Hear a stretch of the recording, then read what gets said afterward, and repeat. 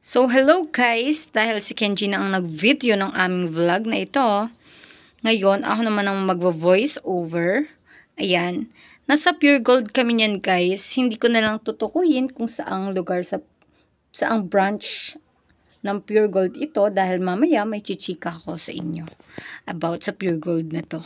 Ayan. Kumuha kami ganyan ng kape dyan guys kasi mas prefer na namin ngayon bumili ng Nescafe original na tinitimpla lang na may asukal, creamer, tsaka kape na original kasi unhealthy daw yung 3-in-1.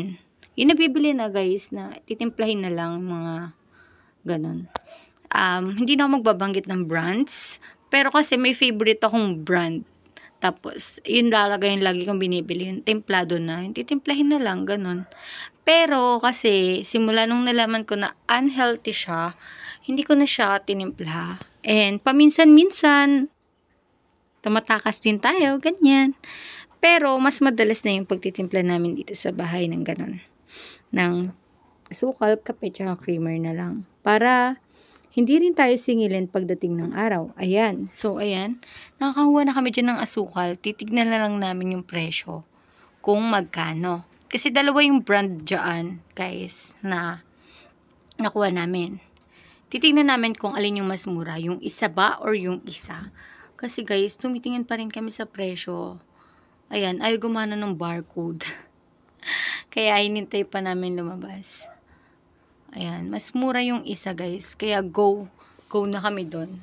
Tas alam nyo ba guys kung ano yung sinasabi ni Kenji diyan? Sabi niya, palang araw hindi na daw kami titingin sa presyo tuwing mamimili kami or mag-grocery kami. Kasi darating yung araw na makakahon din kami sa ganitong sistema. Pero as of now, happy naman kami and contented to what we have. And ayan, nagvi-video lang siya. Ayan, kumuha siya ng spaghetti sauce.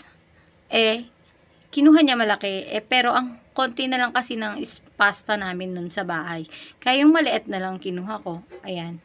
And nung nalaman ko na 60 pesos lang siya, gino ko na. Para kapag nagutom kami or gusto kong mag-spaghetti, ayan, for merienda, ganyan.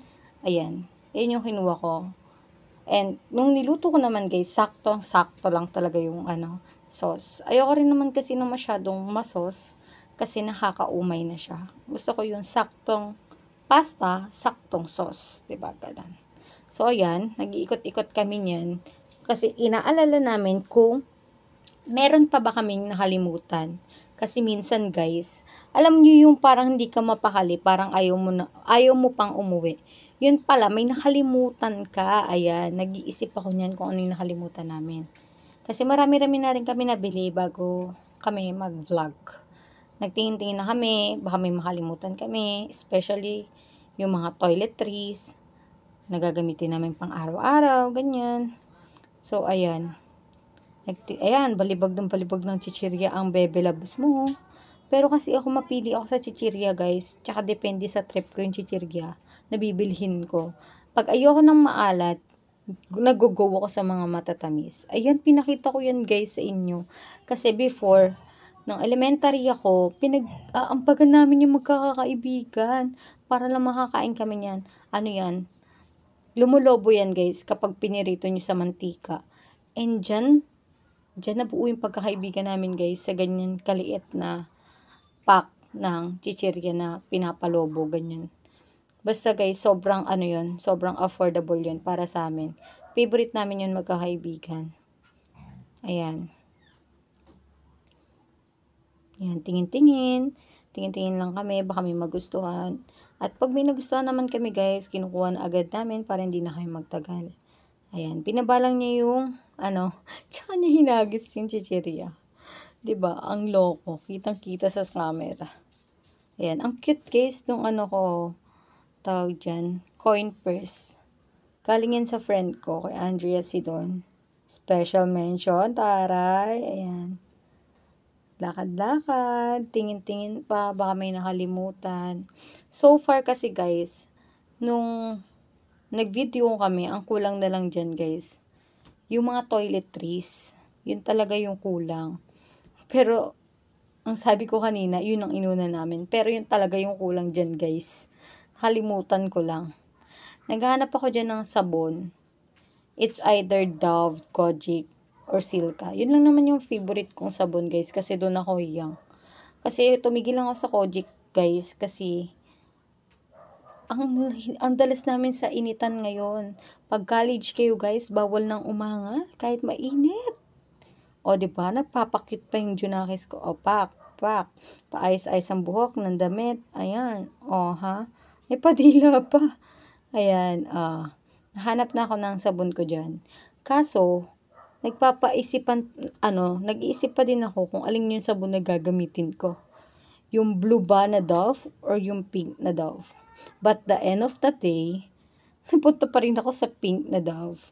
Hindi ko alam, guys. Gusto ko lang makatry ng bago. Ayan, pinakita naman ni Kenji yung kanya. Safeguard na pwede na daw sa puwet, sa muka, at sa balat.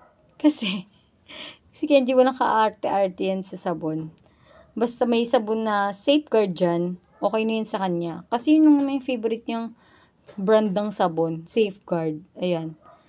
Ano na yun, all around na yun sa kanya, pamunas sa, puwet, panghugas ng katawan, tsaka, hugas ng muka. Ayan. Pa-vlog si boy, oh. O ha? Sino ka dyan? Yan, may patulak-tulak. Tulak-tulak. Kala mo talaga vlogger kami, no? Ayan, o ha? Nag-iisip kami niyan kung may nakalimutan pa kami. At ang nakalimutan namin, guys, ay panglaba. Kasi wala na kaming sabon na powder, sabon na ang tawag doon, bar, tsaka fabric conditioner. Ayan. Kaya nag-isip kami yun, babalik ulit kami para bumili.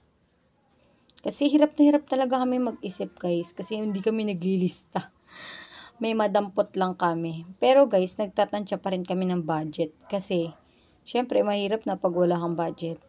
Tapos, bili ka lang ng bili. Hindi naman tayo mayaman, ganyan. Ayan, pinakita ko na yung sabon ko dyan, guys. Kasi, ang tagal-tagal ko namili ng sabon. Tapos, ayan lang din pala yung kukuhanin ko, yung Dove na pink. Sa Dove pa rin bumagsak, no. So, ayan. So, simulan ko na yung chika, guys, habang maaga pa. Alam nyo ba, guys, nung nagpunta kami sa counter niyan, sobrang uminit yung ulo ko. To the point na, gusto ko nang ipatanggal yung ibang mga items na nabili ko. Kasi, nung nasa counter na kami, biglang lumaki yung bill namin. Like, hindi talaga namin alam kung bakit siya biglang lumaki. Although, tansyado naman namin yung binayad namin. Kasi nga, hindi kami kumukuha ng sobra-sobra. Kasi nga, as in, kinikwenta lang talaga namin kung hanggang saan yung pasok. Kung sumobra man siya, siguro, mga 100 plus lang, 200 plus. Pero ito guys, 500 plus. 500 plus yung sobra-sobra niya. And upon checking guys, nakita ko sa monitor na may nakapunch na 500 plus. Yung 500 plus na yon, tinanong ko kung saan nanggaling. Kasi wala naman kaming binili na 500 plus eh. Kasi hindi talaga ako bibili ng mga ganong item. Kasi sobrang mahal na nun guys para sa amin. Pina-stop ko nung huli. Dapat dyan guys, papakita ko pa sa inyo mga pinamili ko. Yung mga, tawag dito, yung mga presyo ng mga pinamili ko para i-share ko sana sa inyo kung magkano yun, na yun lang yung nagkasya sa budget namin, ganyan. Kaso lang guys, sobrang nakalimutan ko na at sinabi ko na rin na i-stop na yung video.